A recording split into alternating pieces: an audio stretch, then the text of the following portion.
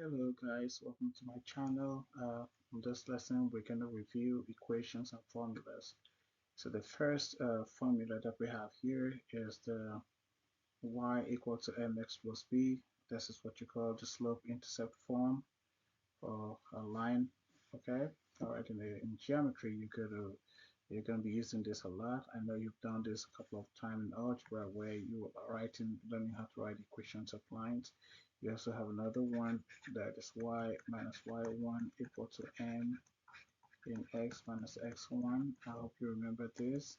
This is what you call the point slope intercept form of a line on the coordinate plane, and this is called the slope intercept form. So let's go ahead and just write slope intercept form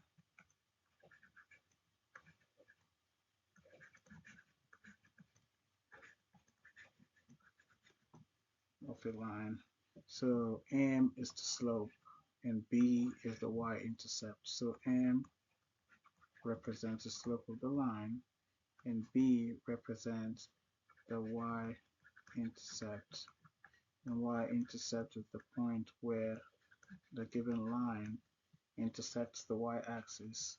For example, if I draw a line like this, okay, on the coordinate plane, let's say this is the line we're talking about. This line is the line, okay, and this point here is what you call the y-intercept, and that's what you call b. Slope is usually rise over run, and you can use some very nice points to find the slope. Maybe if you're using this point, you're rising like this. I mean, you're running like this and rising like that. Maybe you're running for 3 units and rising for 2 units. So in that case, slope will be 2/3, depending on the readings on the graph. Okay. All right. So let's go ahead and just isolate this. So we're getting you ready for geometry. So that's why I'm showing you all of these things. All right. So this is a review opportunity for us. But if you don't get these things, don't worry, you'll be fine. So we'll just talk about how to isolate different variables given any equation. For example, if I want you to isolate the y-intercept from this equation instead of isolating y, okay, so what should we do? So we have y equal to mx plus b. Since the operation between b and mx on the right hand side is addition, so we will subtract mx from both sides. It's one quick way to do that. Subtract mx from both sides, and we can cross these out because that would be like using the inverse operation. If you haven't watched my previous videos on solving equations, okay, all right, so you want to see that so that you can get used to this type of skill. So it means that we have y, we use the color, we're using y minus mx, and that will be equal to b. We're basically done, but then we want our variable to be on the left hand side, right? So since y equal to mx plus b, y minus, sorry, I meant to say that since y minus x equal to b, based on what we've done now, then we can just use what they call the reflexive property of equality. Reflexive property means what you have on the left here equals to everything you have on the right, right?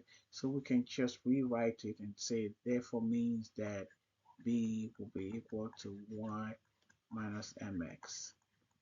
You know, this is what you call reflexive property. So you just kind of view it side by side. So we're not really moving anything around. We're just moving the whole thing. I mean, we're not moving one single thing around. We're moving the whole thing around. Okay. So some people might see it differently. They would say they would move b to the left and it becomes minus b equal to, and they would move everything on the move everything on the left to the right. It will be minus y minus mx. This one looks a little complicated, but then it's still the same thing.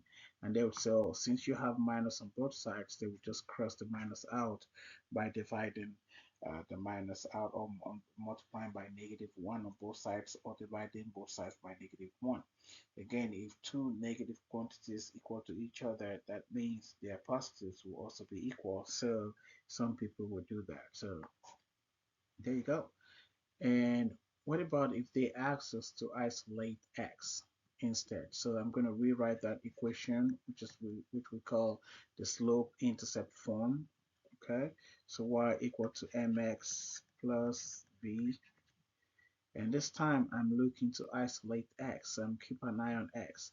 So, but before we do that, we know that the operation between m and x is multiplication. So I'm just going to go ahead and just put a dot over there. Okay, I hope we can see that dot. And then we have addition as well. So again, doing the order of operation backwards. Remember what we said about doing the order of operations backward?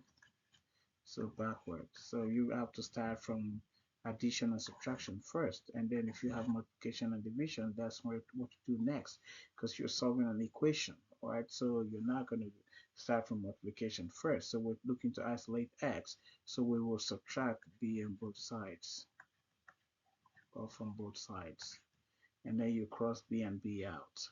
All right, so since I have y and minus b, so I will just rewrite that as y minus b.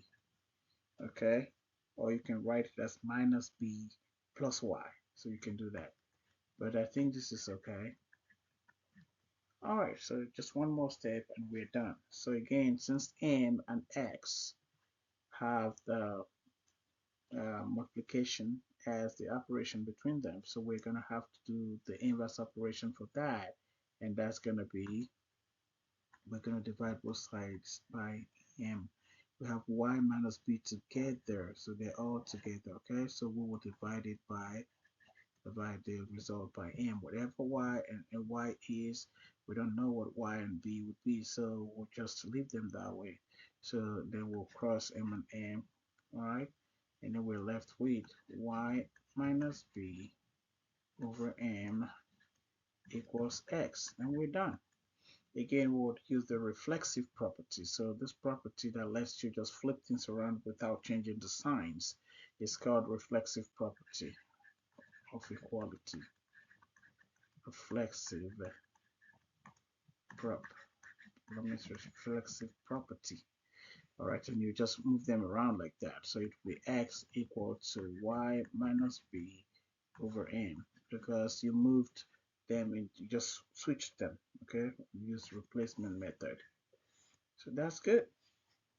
So, and then we're going to do the next one. So this formula here is famous as well. Famous formula in geometry. So by the way, these formulas are a lot in geometry. So you're going to be dealing with this. So this is, I hope you know what this is, PT.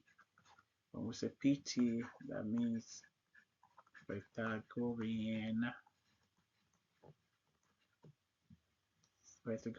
theorem.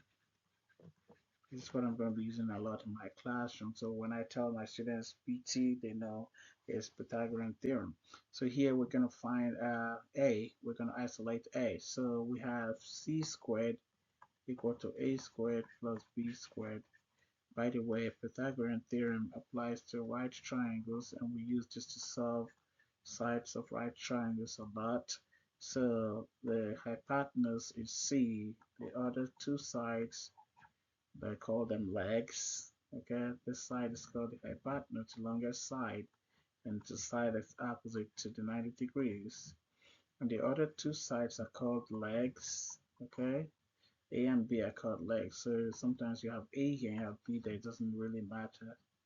Okay, so, and then we have C squared equal to A squared plus B squared. So now what we can do here, since we have addition sign in between here, we are going to, like we said, we're using PEMDAS, so make sure you take care of the addition and subtraction first. So we are going to subtract b squared from both sides. So we're going to cross the b squared out because we're looking for a, right? So then you have c squared minus b squared is equal to a squared. Right, okay. And then we are looking to calculate a, but there's a square there. So we remember that we got to use the inverse operation. So the inverse operation for a square will be square root. So let's square root, and then this is the symbol.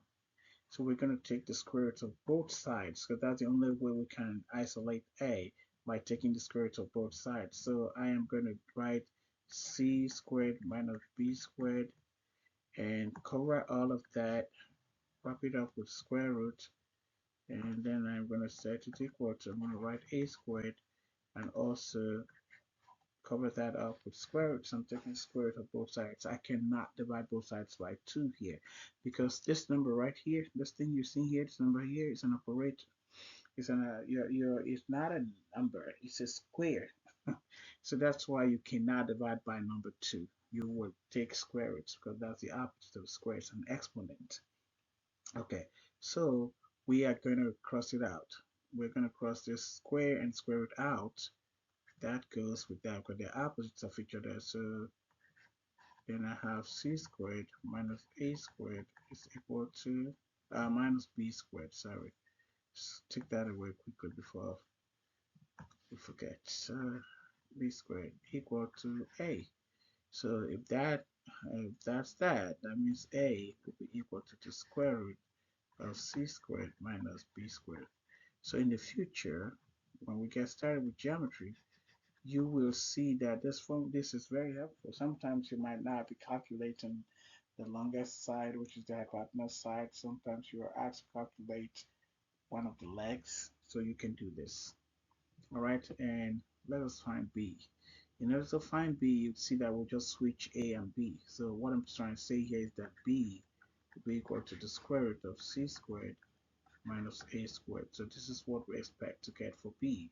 And I think you should be able to try this out to see if you're getting the same results. Just make sure that you follow the steps to do it yourself. Okay, I'm just giving you this one an assignment this time. Just make sure you're able to do something on your own. But then let me let you understand that coming from algebra 1, if you have c squared minus a squared, I hope you remember that you can factor this to c minus a times c plus a. This is what you call the difference of two squares. Difference of two squares. So whenever you have subtraction, and whenever you subtract two squares, different squares, like you have, for example, like 4 squared minus 3 squared, something like that, you can write it as 4 minus 3 times 4 plus 3. So you can rewrite things like that. That's exactly what that is. I want you to remember that. So it's still the same thing. All right. Thank you for joining this lesson.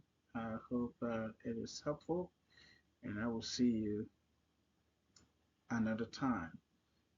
Oh, by the way, we still have another slide that we can work on. Let me see. All right, let's look at this one. So for this one here, we want to find x. Okay, let's go ahead and do that. So y equal to 4xy plus 3. Oh, this one is interesting. I know the reason why I had to include some skills like this. So where you have one variable appearing twice. Okay, so you have y, you're going to have to subtract because we're looking to calculate x, right? If you're looking to calculate x, maybe what we can do is to subtract 3 on both sides, so that y will be equal to 4x plus y, and then we cross 3 out, and then it's gone. Let me do it all over again. I think I was rushing this thing, so I need to do it all over again. So I need to be a little slow. All right, so y equals to 4xy plus 3, right? So, and I'm looking to calculate this x here. So first, I would have to take care of the addition sign by subtracting 3 on both sides and crossing the 3 out. It will be y minus 3 is equal to 4xy. Good. And since I'm trying to do that, so I do not need 4y. I need to cross out 4 and cross out y, right, in order to be able to isolate x. So because of that, I am going to divide both sides by 4y. Because I need to calculate 4, I need to cross out 4 and y. So I will just do that as 4y and divide by 4y.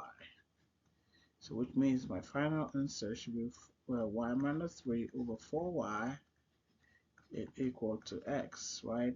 Again, using the reflexive property, I can just say x equal to y minus 3 over 4y. This will be your final result here. Okay, let's go ahead and isolate f for this one. Okay, to do this, you need to be extra careful. So I have 1 over f. This is in physics. We use that in plane mirror. I think there's in mirror. If you do physics in the future, physics, okay? So if you're going for engineering and science and all of that, so I think that's what they call mirror formula. Okay, so this is the focal point, and this one is the, I think it's the uh, image, and then the object distance. All right, so let's go. And you have 1 over f equal to 1 over u plus 1 over v. I remember this formula from high school a long time. Okay. All right. So we have 1 over u plus 1 over v. What can we do here? I think here, we probably might need to do what we did last time when I talked about common denominators. Okay, to do this one here, you just can see these are variables, so you just kind of multiply all three variables together. So f times u times v. So which means the lowest common denominator, or what you call the common denominator, in this case it's not lowest. Okay, I mean, yeah, let's say the common denominator will be f u v. So we're going to now take this FUV, multiply that to each term, multiply through. When I say multiply through, I'll show you what I mean. So you write 1 over F, you would multiply it by this FUV, FUV, okay?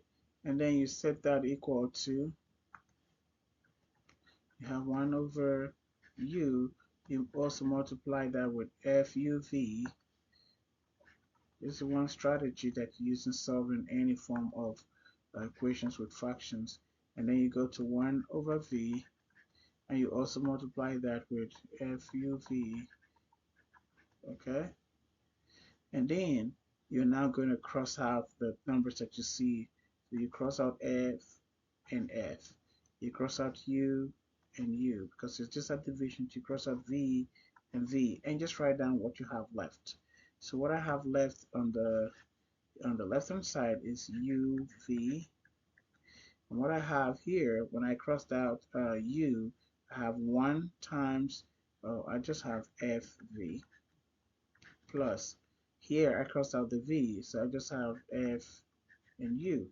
So since I'm looking to isolate F, look at that, to find F, so I'll make sure that I have my F close to each other, so you can see that they are next to each other, right? So what I'm going to do here is to factor that one out. So it's like the opposite of distributive property. When you distribute something. So this part here just looks like the reversed form of F distributed across V and U, or U and V, something like that. So F times V plus F times U will give that. So we're going to do that because you don't want to isolate one of the F's and then you still have F on the other side. You don't want to do that. So you have to use the reverse form of the distribution or distributive property. Okay.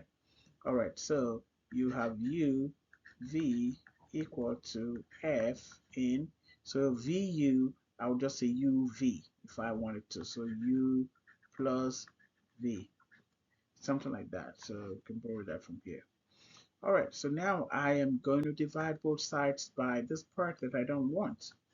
Remember that this is multiplication now. So I'll divide. So that means I'm going to drop this UV and I'm going to divide that by the part that I don't want, which is I'm dividing both sides by U plus V. That means U plus V comes down equal to F. Alright, so because I am crossing out this part, it is gone. See, so your final result is going to be UV divided by U plus V. So that's how you can rearrange the formula to make F the subject of the formula. So that means by reflection property, I can write, or reflective property, I can write UV over U plus V. So I would like to challenge you to try to isolate U and isolate V. This is something you can also practice. For example, like maybe they can ask you to also try to find U and then find V. So it will still work like this. So I want you to try and see how you can do those. So thank you for joining this lesson. I hope it is helpful and I will see you next time.